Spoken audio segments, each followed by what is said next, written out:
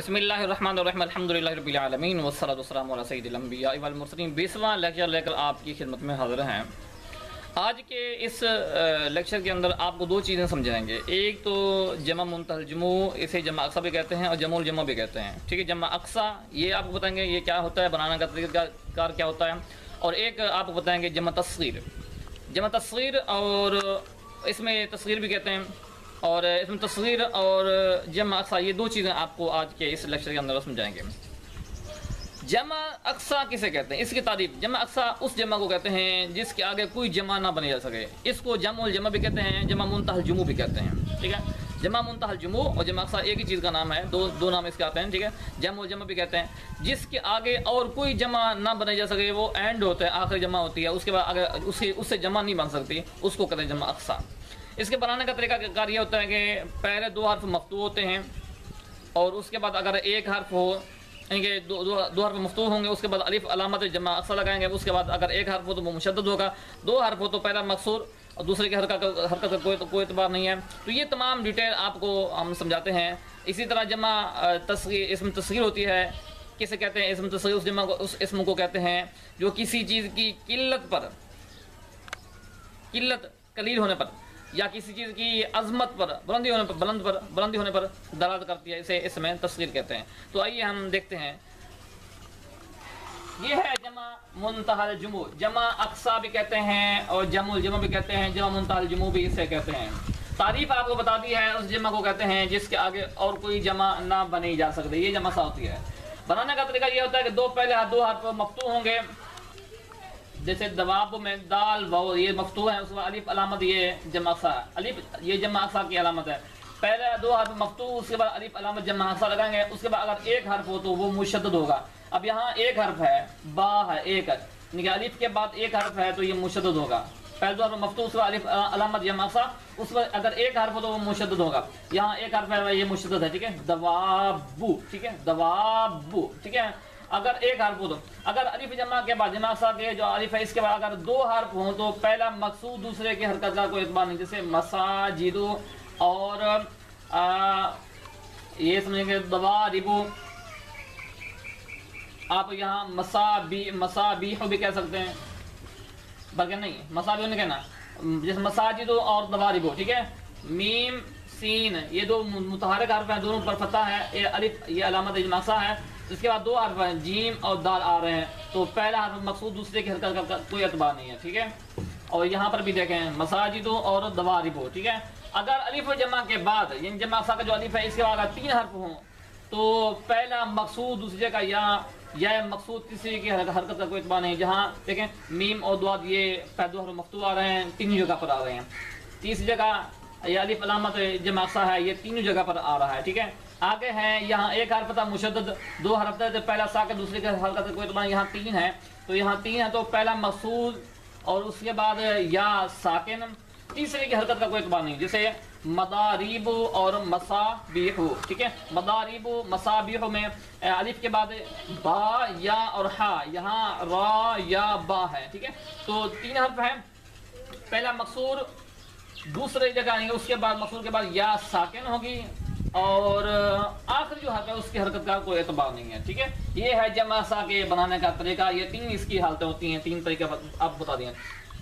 جمع اقصا کے بعد جو الف ہے اس کے بعد ایک حرف ہو مشدد، دو حرف تو پہلا ساکن دوسرے کی حرکت کا کوئی اعتبار نہیں، جیسے مساجد دواربو، اور اگر تین حرف ہو تو پہلا مقصور دوسری جگہ آئیں کہ اس کے بعد یا ساکن تیسرے کی حرکت کا کوئی اعتبار نہیں ہے۔ یہ ہے جمع اقصا کے بنانے کا طریقہ، تین طریقے سے بنتی ہے، یہ آپ کو بتا دیا، اس کی تعریف بھی بتا دی، بنانے کا طریقہ بھی آپ کے سامنے آ گیا۔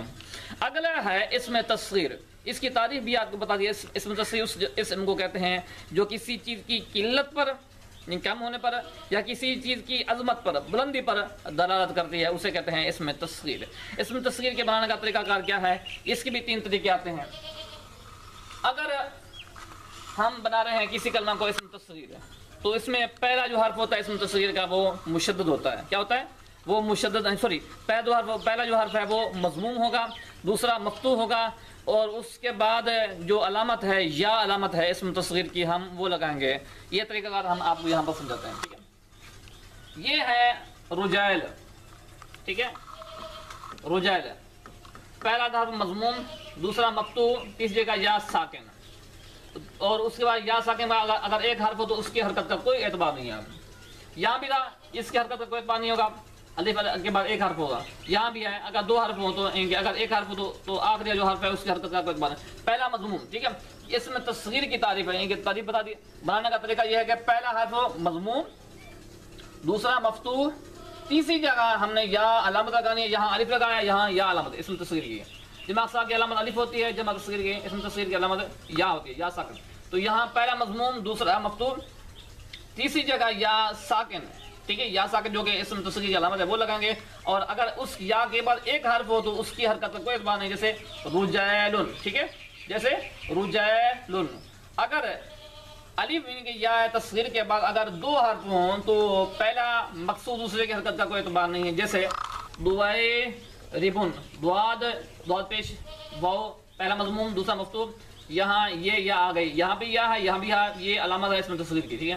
اس کے بعد دو حرف را اور با ہیں تو پہلا مقصور ہوگا، دوسرے کی حرکت کا کوئی اعتبار نہیں، جیسے دوائربن، ٹھیک ہے.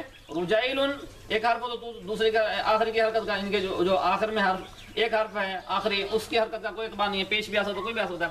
یہاں دو حرف ہوں تو پہلا مقصور ہوگا، اس کی حرکت متعین ہے.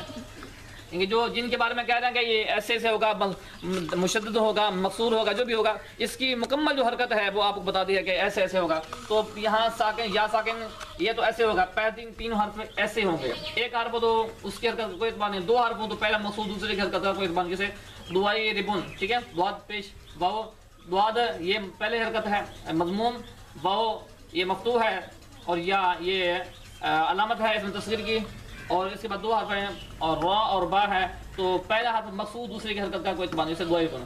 اگر تین حرف ہوں تو کیا ہوگا؟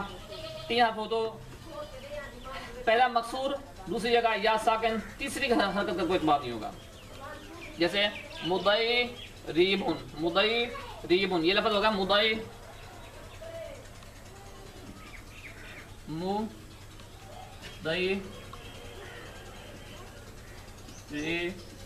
ٹھیک ہے.